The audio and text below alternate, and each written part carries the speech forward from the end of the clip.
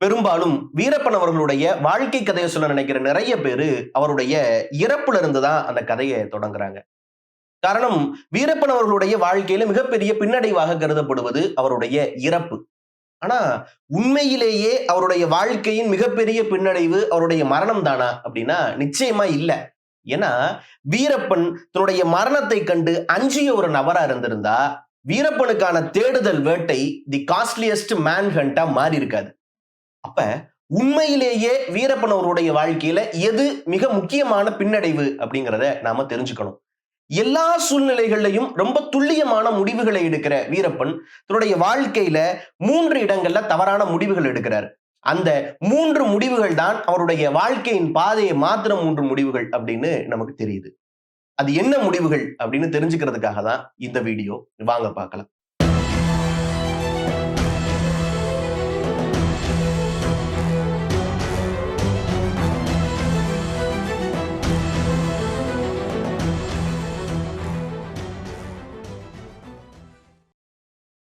தமிழ்நாட்டுல வீரப்பன் அவர்களை பத்தின பேச்சு எடுத்தாலே 2 விதமான கருத்துக்களும் சேர்ந்தே வரும்.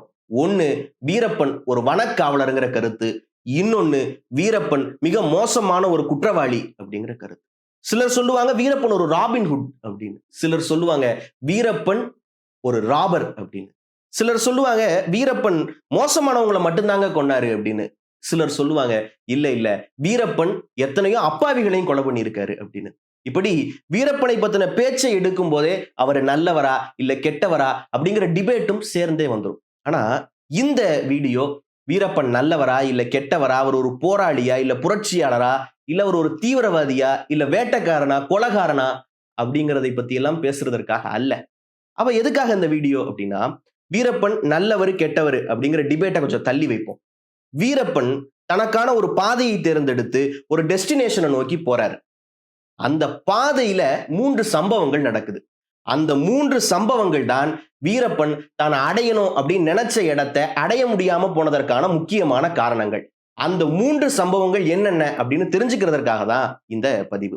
அதை தெரிஞ்சுக்கிறதற்கு முன்னாடி நாம இன்னும் ஒரு முக்கியமான விஷயத்தை தெரிஞ்சுக்கணும். அப்பதான் நம்மால தெளிவாக இந்த கதையில பயணிக்க முடியும். அது என்ன அப்படின்னா, வீரப்பன் அவர்களுடைய பிறப்பு, அவருடைய இளமை பருவம், அவர் பிறந்த ஊர் எப்படிப்பட்டது அப்படிங்கிற விஷயத்தை நாம் தெரிஞ்சுக்கிட்டா தான் இந்த கதையை நாம் இன்னும் தெளிவா தெரிஞ்சுக்க முடியும். வீரப்பன் 1952ஆம் ஆண்டு முனுசாமி கவுண்டர் புலித்தாயம்மாள் அப்படிங்கிற தம்பதியினருக்கு மகனா பிறக்கிறார். அவர் எந்த ஊர்ல பிறக்கிறார் அப்படின்னா, மிகச்சரியா தமிழ்நாடு கர்நாடக எல்லையில காவிரி ஆற்றின் கரையில் அமைந்திருக்கிற கோபிநத்தம் அப்படிங்கிற ஊர்ல பிறக்கிறார். அந்த ஊர்ல பொதுவாகவே படிப்பறிவு குறைவாக இருக்கிறது, ஏழ்மை அதிகமாக இருக்கிறது. அங்க ஏழ்மை ரொம்ப மோசமாக இருக்கிறது, வறுமையில மக்கள் வாடுறாங்க. அதனால அவங்க என்ன பண்றாங்க, அந்த காட்டில் இருக்கிற வளங்களை தங்களுக்கு சாதகமாக பயன்படுத்திக் கொள்கிறார்கள்.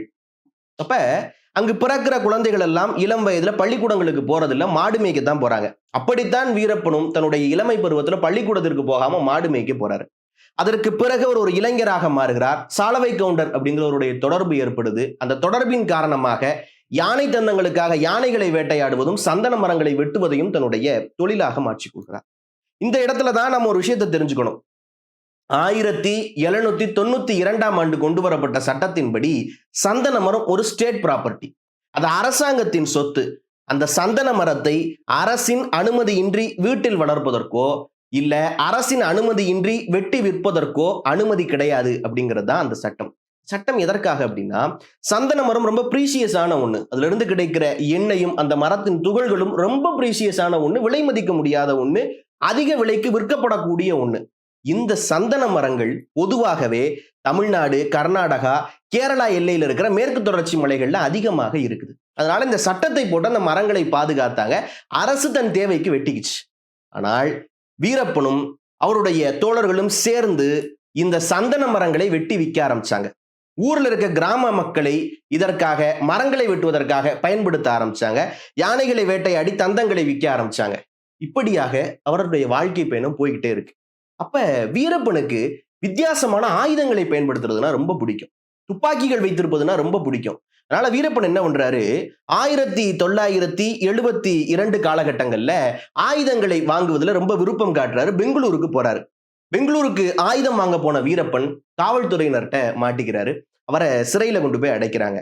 அப்ப அந்த சிறையிலேயே வைத்து அவரை கொல்வதற்கான திட்டம் தீட்டப்படுது அப்படின்னு அங்கிருந்த ஒரு காவலர் மூலமாக தெரிந்து கொண்டு அங்கிருந்து தப்பித்து காட்டுக்குள் ஓடி விடுகிறார் வீரப்பன்.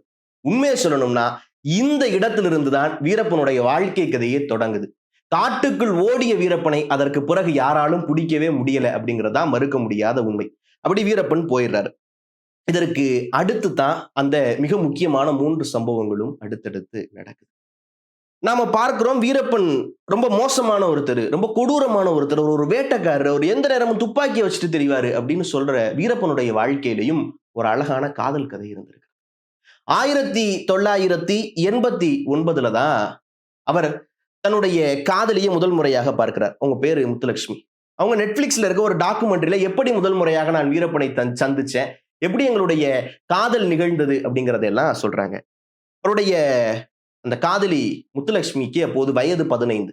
அவங்க என்ன பண்றாங்க, அந்த மரத்துக்கு பின்னாடி நிக்கிறாங்க. மரத்துக்கு பின்னாடி நின்ன முத்துலட்சுமிகிட்ட இவர் இந்த பக்கம் இருந்து பேசுறாரு வீரப்பன். என்ன சொல்றாரு, முத்து இங்க வாயா அப்படின்னு கூப்பிடுறாரு. கூப்பிட்டு, நான் உன்னை காதலிக்கிறேன், நீ சம்மதிச்சா நம்ம கல்யாணம் பண்ணிக்குவோம், ஒருவேளை நீ சம்மதிக்கலைன்னா நான் என் மனசை கல்லாக்கிக்கிறேன், இனி யாரையும் கல்யாணம் பண்ணிக்க மாட்டேன் அப்படிங்கிறார். அப்ப நான் எப்படி வீரப்பனை பார்த்தேன் அப்படின்னு அவருடைய மனைவி ஒரு ஸ்டேட்மெண்ட்டை பதிவு பண்றாங்க. எல்லாரும் வீரப்பன் துப்பாக்கியை தூக்கிட்டு போறத பயமா பார்த்தாங்க. ஆனா அவங்களுடைய மனைவி பதிவு பண்றாங்க, வீரப்பன் அப்படி போவாரு, அப்படி பெரிய மீசை, அப்படி தோல்ல துப்பாக்கியை தூக்கி வச்சுட்டு அவர் முன்னாடி போவாரு, பின்னாடி அதே மாதிரி எல்லாரும் துப்பாக்கி தூக்கிட்டு நடந்து போவாங்க, அதை பார்க்கும் போதே அவ்வளவு பெரிய ஈர்ப்பா இருக்கும் அப்படிங்கிறாங்க. அப்ப 2 பேருக்கும் காதல், 2 பேருமே அந்த காதலை வெளிப்படுத்துறாங்க. திருமணம் 1989 அவருடைய திருமணம் நடக்க போகுது. இதற்கு 6 மாதங்களுக்கு முன்பாகவே சந்தன மரங்களை வெட்டி ஸ்டோர் பண்ண ஆரம்பிச்சிட்டாரு வீரப்பன். அவர் என்ன நினைக்கிறாரு, இதுவரைக்கும் வெட்டி ஸ்டோர் பண்ண சந்தன மரங்களை எல்லாம் வித்துட்டு வெளிமாநிலத்துக்கு போய் செட்டில் ஆயிரணும், தன்னுடைய மனைவியோட வேற எங்கேயாவது போய் அந்த பணத்தை எடுத்துட்டு நிம்மதியா வாழணும் அப்படின்னு நினைக்கிறாரு. ஒருவேளை அந்த சந்தன மரங்களை அவர் அன்னைக்கு வித்துட்டு போயிருந்தார்னா வீரப்பனுக்கு இவ்வளவு பெரிய தேடுதல் வேட்டையே நடந்திருக்காது இல்லையா? இப்படி எல்லாம் அவர் ஒரு திட்டம் போடுறாரு, இந்த மரங்களை விற்கணும், நம்ம நிம்மதியா போகணும், வாழணும், குடும்பம்னு இருக்கணும் நினைக்கிறாரு. அந்த சூழ்நிலையில தான் அவருக்கு கல்யாணமும் நடக்குது. ஆனால் அவருக்கு திருமணம் நடக்கிற அதே நாள் அன்னைக்கு இந்த சந்தன மரங்களை எல்லாம் காவல்துறை சீஸ் பண்ணிடுறாங்க. இதுவரைக்கும் இந்திய வரலாற்றில் போலீஸ் கைப்பற்றிய சந்தன மரங்களிலேயே அதிக அளவிலான சந்தன மரங்கள் கைப்பற்றப்பட்டது அந்த முறைதான். ஏறத்தாழ 65 மெட்ரிக் டன் சந்தன மரங்களை அந்த முறை போலீஸ் கைப்பற்றினாங்க. இப்ப வீரப்பனுடைய கனவுகள் எல்லாம் நொறுங்கி போயிருச்சு. இப்போ அவருக்கு ரொம்ப ஆத்திரம் வருது. இப்ப என்ன பண்றாரு, கிட்டத்தட்ட 4 காவல்துறை அதிகாரிகளை வீரப்பன் கொலை செய்ததாக சொல்லப்படுகிறது. இந்த சூழ்நிலையில தான் 1990 இதற்கு மேலும் நாம் வீரப்பனை விடக்கூடாது, எப்படியாவது அவரை நாம கைது செய்யணும் அப்படின்னு ஒரு ஸ்பெஷல் டாஸ்க் போர்ஸ் STF உருவாக்கப்படுகிறது. வீரப்பனுக்கான தேடுதல் வேட்டை தொடங்குகிறது. அப்ப வீரப்பனுடைய வாழ்க்கை பயணத்தை மாற்றிய முதல் சம்பவம் இந்த சம்பவம் தான். அவர் வெட்டி வைத்திருந்த சந்தன மரங்களை காவல்துறை கைப்பற்றிய இந்த சம்பவம் தான் அவருடைய வாழ்க்கையை மாற்றிய முதல் சம்பவம். அப்படியே காலங்கள் ஓடுகிறது. 2வது சம்பவம் நடக்குது 1993. எல்லா சூழ்நிலைகளையும் வீரப்பன் ரொம்ப யோசிச்சு துல்லியமான முடிவுகளை எடுப்பாரு. ஆனா இந்த முறை அவர் ஒரு தவறான முடிவு எடுக்கிறார். அவர் என்ன நினைக்கிறாரு, நம்மளை பத்தி தப்பாவே இந்த பத்திரிகைகள்லாம் சொல்லுது, நம்மளை பத்தி தப்பாவே நாட்டுல எல்லாரும் பேசுறாங்க, அரசாங்கம் நம்மை தப்பானவனா ப்ரொஜெக்ட் பண்ணுது, ஆனா அப்படிலாம் இல்ல, நான் நல்லவன். ஏன்னா அரசாங்கம் தன் தேவைக்காக சந்தன மரத்தை வெட்டுவது சரின்னா இந்த காட்டிலேயே பிறந்து வளர்ந்தனா இந்த காட்டுல இருக்க சந்தன மரத்தை ஏன் தேவைக்காக வெட்டக்கூடாதா? அப்ப ஏன் பக்கத்துல இருக்க நியாயத்தை நான் சொல்லணும், அதுக்கு நான் ஒரு பத்திரிகையை அணுகணும் அப்படின்னு நினைக்கிறாரு. அவருடைய மனைவி முத்துலட்சுமி சொல்றாங்க, வேண்டாம் இதை பண்ணாதீங்க, ஏன்னா இதுவரைக்கும் உங்களுடைய ஒரே ஒரு படம் தான் காவல்துறையில இருக்கு, அதுவும் தெளிவான படம் கிடையாது, அதனாலதான் உங்களை பிடிக்க முடியல. ஆனா இப்ப நீங்க ஒரு பேட்டி கொடுத்தீங்கன்னா உங்களுடைய படம் எல்லாருக்கும் பரவிடும், இப்ப நீங்க எப்படி இருக்கீங்கன்னு உங்களுக்கு எல்லாருக்கும் தெரிஞ்சிடும். அப்படி தெரிஞ்சிச்சுன்னா உங்களால வெளியில நடமாட முடியாது, உங்களை காவல்துறை கைது பண்ணிருங்கிறாங்க. ஆனா இவ்வளவு சொல்லியும் வீரப்பன் கேட்பதாக இல்லை. அவர் சிவசுப்பிரமணியன் அப்படிங்கிறவருக்கு பேட்டி கொடுத்துடுறாரு. நிறைய புகைப்படங்கள் வெளியாகுது. வீரப்பனுடைய புகைப்படம், வீரப்பனோட கூட இருந்த கூட்டாளிகளுடைய புகைப்படம் எல்லாம் முதல் முறையா எக்ஸ்க்ளூசிவா வெளியில வருது. இப்ப காவல்துறைக்கும் இன்டெலிஜென்ஸுக்கும் இது ஒரு சாதகமான அம்சமாக மாறுது. ஏன்னா வீரப்பனோட யாரெல்லாம் கூட இருக்காங்கன்னு தெரிஞ்சு அவங்களோட போட்டோ எல்லாம் வச்சு அவருடைய சொந்தக்காரங்களை எல்லாம் போய் பிடிக்கிறாங்க. யாரெல்லாம் உதவுறாங்க, யாரெல்லாம் நண்பர்கள், யாரெல்லாம் தெரிஞ்சவங்க எல்லாரையும் பிடிச்சு வீரப்பனுக்கு கிடைக்கிற எல்லா உதவியையும் தடுத்து நிறுத்துறாங்க. அவர்களை சார்ந்து இருக்கிறவர்கள் எல்லாம் கைது பண்றாங்க போல ஏகப்பட்ட நடவடிக்கைகள் எடுக்கப்படுகிறது. இப்ப வீரப்பனாலையும் வீரப்பனுடைய கூட்டாளிகளாலையும் எந்த தேவைக்காகவும் ஊருக்குள்ள வர முடியாத சூழ்நிலை ஏற்படுகிறது. இப்ப 1993ல வீரப்பன் எடுத்த இந்த தவறான முடிவு தான் அவருடைய வாழ்க்கையை மாற்றிய அந்த 2வது சம்பவம். சரி, இது 2 சம்பவம் ஓகே. கடைசி சம்பவம் தான் ரொம்ப முக்கியமான சம்பவம். அதுதான் வீரப்பனுடைய வாழ்க்கையை முற்று முழுதாக மாத்தியது அப்படின்னு நம்மால உணர முடிகிறது. அவரு நடிகர் ராஜ்குமார் அவர்களை கடத்தி வச்சிருக்கிறாரு. அப்ப கிட்டத்தட்ட 108 நாட்கள் கடத்தி வச்சிருந்தாரு. அவர் நிறைய டிமாண்டை வைக்கிறதும், அதை அரசு மறுக்கிறதும், அதற்கு பிறகு பேசுவதற்காக ஆட்களை அனுப்புவது அப்படின்னு நம்முடைய பத்திரிகையாளர் நக்கீரன் கோபால் அவர்களை அனுப்புனாங்க. ஐயா நெடுமாறன் அவர்களை அனுப்புனாங்க. ஐயா குளத்தூர் மணி அவர்களை அனுப்புனாங்க. இப்படி பல கட்ட பேச்சுவார்த்தைகள் நடந்துச்சு. எல்லாமே தோல்வியில முடியுது. வீரப்பன் ரொம்ப வித்தியாசமான கோரிக்கைகள் எல்லாம் இந்த முறை வச்சாரு. தன்னை ஒரு தமிழ் தேசியவாதியாக அவர் காட்டிக் கொண்டார் அப்படிங்கிறதுலாம் நமக்கு தெரிய வருது. இப்படி எல்லா பேச்சுவார்த்தைகளும் தோல்வியில முடிந்து கொண்டே இருக்கிறது. இந்த சூழ்நிலையில வீரப்பனுடைய மனைவி நினைக்கிறாங்க, இத்தனை கோரிக்கைகளை வீரப்பன் அரசிட்ட வைக்கிறாரு. ஆனா என்னுடைய மனைவியையும் குழந்தையையும் பார்க்கணுங்கிற கோரிக்கையை ஒரு முறை கூட வைக்கலையே அப்படின்னு நினைச்சு வருத்தப்படுறாங்க. அப்படி அவர் வைக்காததற்கான காரணம் என்ன அப்படின்னா, தன்னுடைய மனைவி போலீஸுக்கு தன்னை பற்றிய உண்மைகளை எல்லாம் சொல்லிட்டாங்க அப்படின்னு அவர் நினைக்கிறாரு. ஆனால் அது உண்மை இல்லை அப்படின்னு அவருடைய மனைவி மறுக்கிறாங்க. இந்த சூழ்நிலையில காவல்துறையினருக்கு தெரியாம காட்டுக்குள்ள போய் வீரப்பனை சந்திப்பதற்கான முயற்சியில ஈடுபடுறாங்க அவருடைய மனைவி. அதே போல காட்டுக்குள்ள போறாங்க. வீரப்பன் அவர்களை போய் சந்திக்கிறாங்க. அவருடைய மனைவி முத்துலட்சுமியும் அவருடைய மகள் வித்யாராணி வீரப்பன் 2 பேரும் காட்டுக்குள்ள போறாங்க. அப்ப வித்யாராணி அவர்கள் ஒரு குழந்தையாக இருக்கிறாங்க. வீரப்பனை போய் பாக்குறாங்க. அவரு பிஸ்கட்டை கொடுத்து சாப்பிட சொல்றாரு. பேசுறாங்க. அது ஒரு கண்ணீரும் பாசமுமாக அந்த நெருப்புக்கு சுத்தி அப்படி அமர்ந்து பேசிட்டு இருக்கிறாங்க. இப்படி எல்லாம் பேசிக் கொண்டு இருக்கிற போது வீரப்பனுடைய மனசு கொஞ்சம் உருகுது. வீரப்பன் நினைச்சு பாக்குறாரு, தன்னுடைய மடியில அவருடைய மகள் தூங்குறாங்க. அப்ப அவர் நினைச்சு பாக்குறாரு, கொஞ்சம் சென்டிமெண்டல் ஆயிடுறாரு. நினைச்சு பாக்குறாரு, எல்லாரும் மகிழ்ச்சியா வாழ்றாங்க. ஆனா நான் இப்படி காட்டுக்குள்ள இருந்து வேட்டையாடி பணத்துக்காக எல்லாம் பண்றோம். ஆனா என்னால நிம்மதியா வாழ முடியும். என்னுடைய மகளோடு, என்னுடைய மனைவியோடு என்னால வாழ முடியல. இது என்ன வாழ்க்கை அப்படின்னு வீரப்பன் எமோஷனல் ஆயிடுறாரு. அப்ப இனிமே இதெல்லாம் வேண்டாம், இதெல்லாம் விட்டுட்டு நிம்மதியா வாழுவோம், நாமும் ஒரு குடும்பமா சந்தோஷமா வாழுவோம் அப்படின்னு ஒரு முடிவு எடுக்கிறாரு. இந்த முடிவு ஒரு நியாயப்படி பார்த்தா இது ஒரு நியாயமான முடிவு தான் இல்லையா? ஏன்னா நாமும் ஒரு குடும்பமாக வாழணும்னு வீரப்பன் நினைத்தது உண்மைதான். ஆனா அவர் இருந்த சூழ்நிலையில் அது ஒரு தவறான முடிவு தான். அவர் என்ன பண்றாரு, எத்தனையோ கோரிக்கைகள் வைத்திருந்தாலும் கூட அந்த கோரிக்கைகள் எல்லாம் விட்டுட்டு ராஜ்குமார் அவர்களை விடுதலை பண்ணிடுறாரு. ஏன்னா ரொம்ப எமோஷனலாக முடிவு எடுக்கிறாரு. ராஜ்குமார் அவர்களை எந்த நிபந்தனைகளும் இல்லாம விடுதலை பண்ணிடுறாரு. இதுதான் அந்த 3வது முடிவு. இந்த இடத்துல தான் எமோஷனலா அவர் வீக் ஆயிட்டாரு. அது எப்படி அவர் இப்படி வீக் ஆனார் அப்படின்னு நம்மால் உணர முடியுதுன்னா, தன்னுடைய மனைவிக்காக அவர் அனுப்பிய கேசட்ல கூட அவர் சொல்றாரு, நான் எல்லாத்தையும் விட்டுட்டு வந்துடுறேன், நாம நிம்மதியா வாழுவோம், நாம கார்ல போவோம், நம்மளை பார்த்து ஏளனமா சிரிச்சவங்களுக்கு முன்னாடி எல்லாம் நம்ம ஊர்ல நிம்மதியா கௌரவமா வாழுவோம் அப்படிங்கிறாரு. இந்த புள்ளியில தான் அவர் எமோஷனல் ஆகி எந்த கோரிக்கைகளும் இல்லாம ராஜ்குமார் அவரை விடுதலை பண்ணிடுறாரு. அது சரியா தவறாங்கிறது அடுத்த விஷயம். ஆனா இது அவருடைய வாழ்க்கை பயணத்துல ஒரு மிகப்பெரிய டிராபேக் தான்.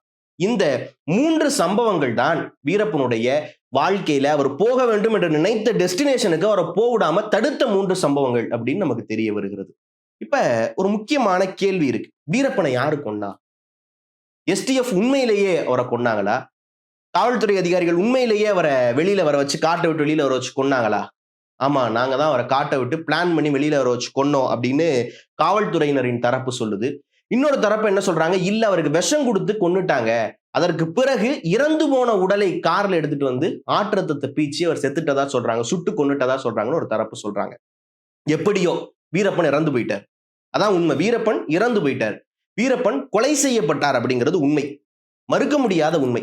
இப்ப நமக்கு ஒரே ஒரு கேள்விதான், வீரப்பன் கொலை செய்யப்பட்டு விட்டார் அப்படின்னா வீரப்பன் செய்த தவறுகள் எல்லாம் கொலை செய்யப்பட்டுருச்சுன்னு அர்த்தமா?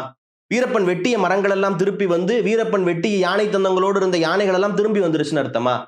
அப்ப வீரப்பன் கொலை செய்யப்பட்டார், ஆனால் வீரப்பன் உருவானதற்கான காரணம் கொலை செய்யப்பட்டிருக்கிறதா அப்படின்னா அதுதான் மிக முக்கியமான கேள்வி. வீரப்பன் கொலை செய்யப்பட்டார், ஆனால் இன்று வரைக்கும் வீரப்பன் உருவானதற்கான காரணம் கொலை செய்யப்படவே இல்லை. ஏன்னா வீரப்பன் உருவான சூழ்நிலை என்பது அந்த ஊரில் இருந்த வறுமையும் ஏழ்மையும் கல்வி இல்லாததும் தான் வீரப்பனை அப்படி உருவாக்கியது. வறுமையிலும் ஏழ்மையிலும் இருந்த ஒருத்தன் தான் சந்தன மரத்தை வெட்டுவதற்காக போறான், யான தந்தங்களை வெட்டுவதற்காக போறான். அப்ப வீரப்பனை கொலை செய்வதனால் இந்த தேசம் முன்னேறிடுமானா இல்ல. வீரப்பன் உருவானதற்கான காரணம் கொலை செய்யப்பட்டால்தான் நம்முடைய தேசம் உண்மையிலேயே ஒரு வளர்ந்த தேசமாக மாறும்.